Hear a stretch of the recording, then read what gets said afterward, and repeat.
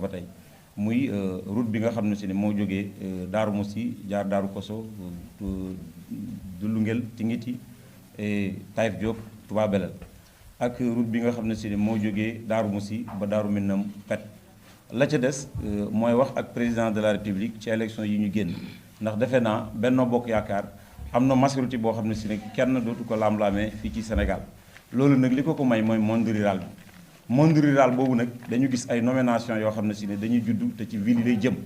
muy lu mel ni gouvernement bi directeurs généraux yi PCA yi ba ci conseil technique yi te monde rural boobu bi ñu demee ba nga xam ne si ne daf ñoo sonn ñoo daaneel Abdou Diouf bi ñu demee ba sonn ñoo daaneel Abdoulaye Wade boo dee xool nag monde rural boobu tey ñoo jox majorité président de la république muy Macky Sall ndax tey bu dee ville yi soo xoolee ci ville yi yëpp daf ko perte kon même monde rural boobu nga xam ne si ne tey ñoo ko may majorité li ñu koy ñaan mooy bu ci gouvernement bii di ñëw mu fexe ba monde rural boobu am ci ay ministre am ci ay directeur am ci ay PCA